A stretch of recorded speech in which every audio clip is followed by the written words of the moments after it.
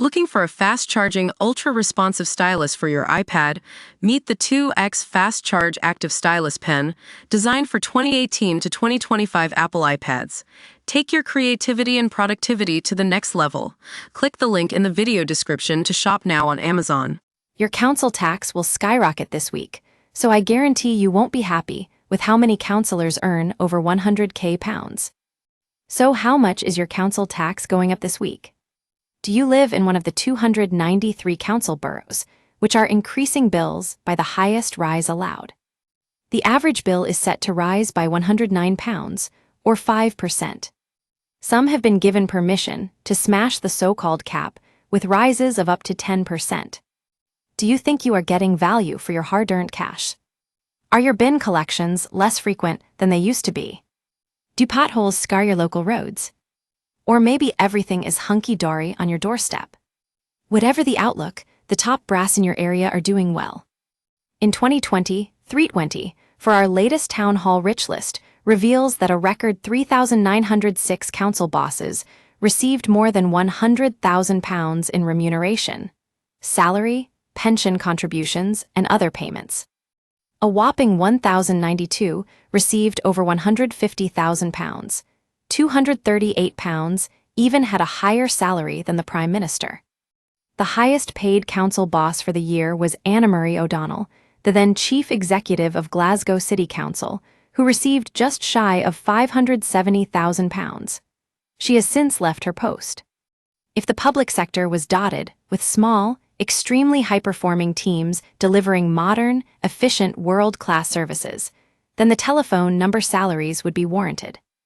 In places like Singapore, after all, the Prime Minister makes about $3 million a year. But Singapore also has the highest GDP per capita in the world. In layman's terms, that means that Singaporeans are a whole lot better off than Brits, with world-class standards in education, infrastructure, and law enforcement. High public sector salaries seem to yield results, but that's not the system we have, unfortunately. Before laying all of the blame at the door of our councils, it is only fair to note that they are shouldering the extraordinary cost of adult social care, which stood at £23 billion in 2023-24. Councils are responsible for supporting the elderly and adults with disabilities by maintaining both residential and home care services, as well as support for carers. In some cases, these costs are making up more than 70% of a council's budget, and are only going to get more expensive as we have more elderly people looked after by fewer taxpayers. So balancing the books with those pressures isn't easy. There are also a load more statutory requirements placed on local authorities, essentially, rules handed down from central government on how councils spend money and on what. This reduces a council's ability to manage its budget effectively and flexibly, according to the changing needs of its residents. But these extra pressures make council waste look even more astounding. As the TPA has previously uncovered, councils spent more than £2 million on adult bike riding lessons, £5 million on converting car parks into tiny parklets, green social areas, and hundreds of thousands of pounds on dozens of events for Pride Month. Kent County Council maintains an office in Brussels.